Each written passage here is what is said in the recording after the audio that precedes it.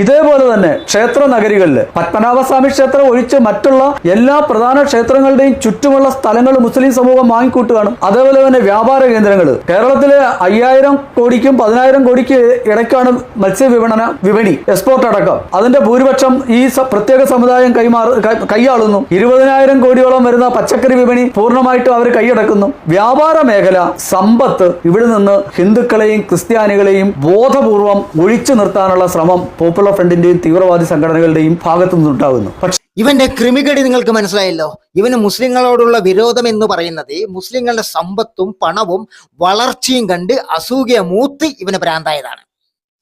ചങ്ങാതി, കുറച്ച് പൈസ ബാങ്കിൽ കൊണ്ടിട്ടിട്ട് അതിന്റെ പലിശയും വാങ്ങി നക്കിയിട്ട് അമ്പലത്തിൽ പോയി ദൈവത്തോട് പ്രാർത്ഥിച്ച് നെറ്റിയിൽ ഒരു ചന്ദനക്കുറയിട്ട് കയ്യിൽ 4-5 മോതിരം ഇട്ട് കഴുത്തിൽ കൂടെ കൊടവയറ് മുട്ടണത്തിലുള്ള സ്വർണ്ണ ചെയിൻ ഇട്ടുകൊണ്ട് ഭാര്യയുടെ പാവാടന്റെ അകത്ത് കയറിയിരുന്നാൽ പണമുണ്ടാകില്ല.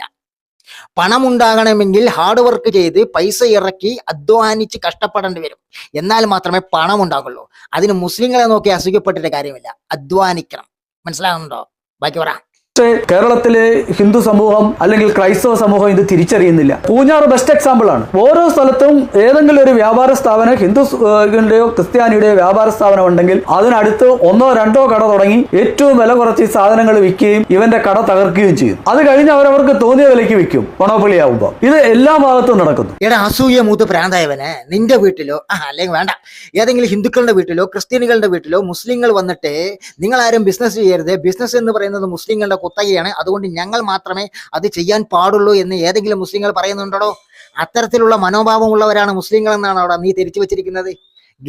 കേരളത്തിലെ മുസ്ലിങ്ങളെ എവിടെ? ഗൾഫിലെ മുസ്ലിങ്ങളെ കുറിച്ചൊന്ന് ചിന്തിച്ചു നോക്ക്, അറബികളെ കുറിച്ച് ചിന്തിച്ചു നോക്ക്. നീയെല്ലാം ഗൾഫിൽ പോയിട്ട് അറബികളുടെ കീഴിൽ പണിയെടുത്തുകൊണ്ട് അവർ തരുന്ന പണവും വാങ്ങി നക്കിയിട്ട് അത് എല്ലിൻ്റെ ഇടയിൽ കുത്തിയിട്ട് കേരളത്തിൽ വന്നിട്ട് ഇതുപോലെ വർഗീയതയും കുത്തിത്തിരിപ്പും മുസ്ലിങ്ങൾക്ക് നേരെ പറയാൻ എങ്ങനെ മനസ്സ് വരുന്നതാണോ? നീയൊക്കെ ഒരു മനുഷ്യനാണോ? ഇവരോടൊന്നും പറഞ്ഞിട്ട് ഒരു കാര്യമില്ല. ഇതൊക്കെ അങ്ങനത്തെ കേസുകളാണ്. ഇത് ചാണകം തിന്ന് കൊഴുത്ത് പോയ കേസുകളാണ്. വിട്ട് സ്ഥലം വിട്ട് പോടാ. എങ്ങനെ പറഞ്ഞേ?